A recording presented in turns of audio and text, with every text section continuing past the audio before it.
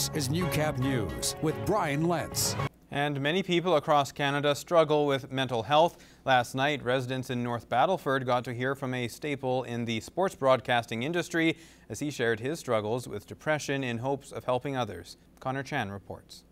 3,000 people packed the Civic Centre to hear from TSN's Michael Landsberg, not to talk sports, but about mental health. Landsberg himself has been battling depression and anxiety since 1998 and continues to share his story today. And in a community that has already lost several lives to suicide in the first 3 months of 2018, the timing couldn't be better. It's kind of like my dream has always been to try to find a community that maybe could use some words from some people who've experienced some stuff in their life. And like, this is it. This is like, for me, is like one of the best days of my professional life. When I got off the plane and I was walking out to the car in Saskatoon, it kind of hit me. The suicides and the depth of that pain and just how shaken this community should be and is. And it kind of just, like I didn't say this to anyone at the time. It just kind of almost brought me to my knees. It's like, oh my God, you know, like this is real. I don't want to let these people down. I want to make a mark on this community.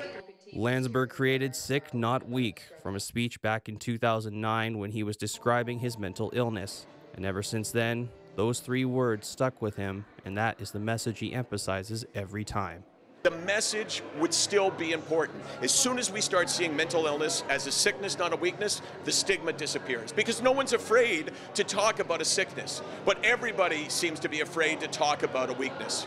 The night featured many guest speakers, including colleague and Olympian Tessa Bonhomme, whose family has a history of mental illness after losing her grandfather and aunt to suicide, as well as her sister who suffers from anxiety. Having lost a family member that I love so much, that I have so many dear memories about in my aunt, you learn from it, and you learn to grow from it as a person and as a family. One of the reasons Landsberg even came to North Battleford was because of Emily Gill. She reached out to him after the suicides earlier in the year and decided to collaborate. Gill herself, being a suicide survivor dealing with depression and anxiety, has faced backlash for opening up with her struggles, and she now wants to let people know it's okay to talk about it. One thing that I've learned about mental health is when you're open about it, a lot of people join on your team and they rally and they help and they support you.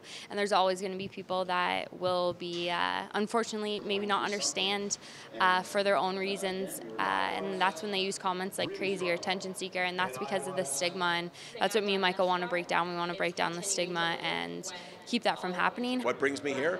A chance to use this message that I've accumulated over the years to share with people and maybe make a bit of a difference. That's our goal, just a tiny bit of difference. Connor Chan, Newcap News. Well, the Métis Cultural Information Session is scheduled for Saturday, and it has some historical significance for the area. The information session includes the 2 recognized Métis societies in Lloydminster, Local 18 and Local 76. Just to make the community aware that we are here, and if they had any questions about what was going on, there has been some very exciting announcements made by government where Prime Minister Trudeau has talked about working with the Aboriginal on a nation-to-nation basis, and that's very exciting. The forum will be used not only to promote inclusiveness in the community, but also create conversations and questions. You know, really, if we're going to be honest, the way that it is with Battleford right now, how they are torn. And, you know, just having the community support, not only does it look good, it just is an all-around good thing. The Cultural Information Session will take place at the Culture House building in Lloydminster. Would you like to be paid $10 extra per head on your cattle? That's what more than 70 producers are enjoying as the first quarter of the Canadian Beef Sustainable Project wraps up. The project is open for more producers to sign on. The goal of the Canadian Roundtable for Sustainable Beef is we've defined sustainability in Canada to Canadian production standards. We've created a verification process or auditing process. We've agreed on the indicators. Ranchers in the first quarter will receive their credit payment starting March 19th. The reward is for qualifying cattle that are tracked through audited sustainable operations from farm to fork. Cargill and retailers McDonald's, Loblaws, Original Joe's and Swiss Chalet are on board. Amongst the consumers, they want to know that the food that they're eating is not harming the environment, that the animals are being raised properly, that we're leaving the world in as good a condition as we got it or a better condition. Verified Beef Production Plus is overseen by the Beef Cattle Research Council. The Beef Information Exchange System, or BIX, uses the RFID tags in tracking the animals through processing at Cargill's High River plant in Alberta. For more information, producers can visit cbsapilot.ca. Well, for almost a decade, students in Lloydminster have been giving back to the local Big Brothers Big Sisters Club by participating in the Wii Bowling Initiative. We bring Wii stations to the school. The school raises money somehow. It's up to the school how they raise the money. And then those kids that raise the money get to come bowl for 10 or 15 minutes over lunch hour. Students at Winston Churchill School gave back in a big way, collectively raising over $1,300. Big Brothers and Sisters do direct programming for our kids in the community. So we wanted to give back to our community, and that's why we did something bigger like this, is to be able to support them. This year there was an added incentive for the student who raised the most money. 8-year-old Brooke raised $125, which made her principal for the afternoon. Her first order of business, extending everyone's favorite class. For last recess, I'm going to make everybody stay out for an extra 10 minutes. All of the money raised from the schools will go towards the Big Brothers Big Sisters mentoring program. Well, the Lion King Jr. is on at the Vic Juba Theatre this weekend, and the annual Family Expo is set to go at the Lloydx grounds. Heather Clagus has the details in this week's edition of What's Happening.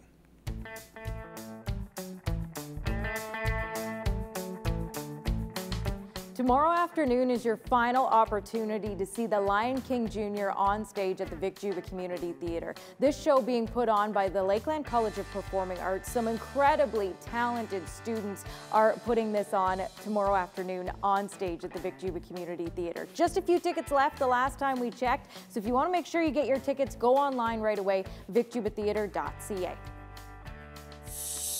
Whether you've just started your family or maybe you feel like your kids are growing up so fast you wish they would slow down. No matter the age, there's something for everybody this weekend at the Bumps, Babies, Tots and Teens Family Expo. The main stage entertainment this year, the Ernestine Hat Pin Show, which is a whole lot of fun. The kids are gonna love it.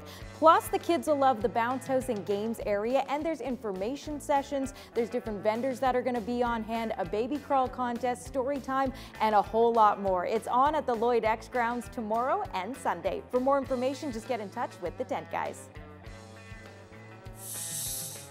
We want you to start your weekend by winning a copy of Holly Cole's album, Holly. I bet you there's some great music on this and some really neat arrangements too. And it's classic songs like Ain't That a Kick in the Head, Teach Me Tonight, They Can't Take That Away From Me. That's just a few of the great songs you're gonna find on this album.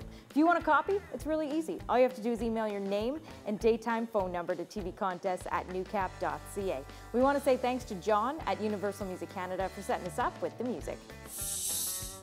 And next Friday, March 23rd, you can win that Easter turkey. It's Turkey Bingo in Marwayne, a fundraiser for St. John's Anglican Church. Well, whatever you choose to do this weekend, I hope you have a great one.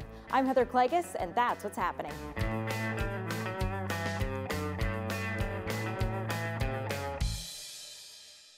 A Vermilion youngster is getting set to punch her ticket at provincials. Gerard Lampow meets a young public speaker who delivers from the saddle. 4-H is fantastic for sure. 17-year-old Morgan Elliott has been in 4-H for 6 years. It being my last year, I've definitely learned a lot. I've spent time as president. I have done a lot of public speaking, and actually I'm on my way to provincials. Morgan is a fifth-generation cattle rancher. She was part of this year's Western Canadian judging contest.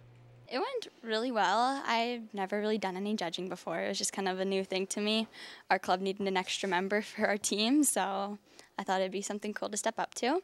For someone who has been around horses all her life, what was it like working with the official judges? It was pretty cool to see what the judges had to say about most of it. So judges will judge the course or their classes based on structural conformation, taking that ideal animal or ideal object, looking for the cleanest grain sample or that animal.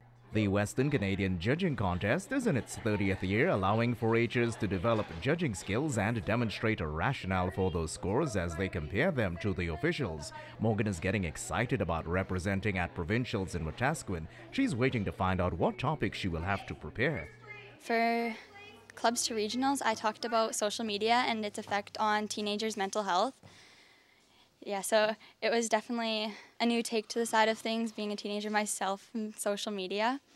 Topics will be emailed on March 29th and provincials are April 7th. Career-wise, she's looking at agribusiness or becoming a vet. Gerard Lampau, Newcap News. This is Newcap Sports. Well, the Lakeland Rustlers men's basketball team hasn't had the showing they'd hoped for this week at the CCAA National Championship in Laval. However, the squad hopes to end on a strong note, taking with them many memories from the trip. Josh Ryan has more. The Rustlers had a tough task in round one against the top-ranked Seneca Sting, but were up to it early on, trailing by 1 going into the second half. However, a rough third quarter gave them a deficit that was too much to battle back from in a 77-69 loss. We didn't respond. We weren't rebounding the ball, had some turnovers, just couldn't score, and then it kind of got away from us for a little bit. The following afternoon went much worse for Lakeland as they struggled offensively, defensively, and with a rowdy fan base in a 97-63 blowout. When you have around 13, 14 defensive rebounds, and the other team has 27 offensive rebounds. And there you go, combined with them shooting good percentage, around 50% for the game from 3. Thomas was happy with how the Rustlers competed in the first game, as well as the play of forward Tay Holiday, who's averaging a double-double for the tournament. He has to play bigger than his size. He's our anchor down there, grabbing rebounds and putbacks and shooting. Thomas also believes the weekend as a whole has been a good experience for the group, getting to visit a different part of the country and play on a bigger stage. It's a lot of things that are, a good experience for the guys, and hopefully they take it with them for the rest of their careers and the rest of their lives. And for tomorrow, the Rustlers don't want to leave Quebec without a victory. We just want to have a good showing. We want to represent the ACAC. We want to represent ourselves in a good way. Josh Ryan, Newcap Sports.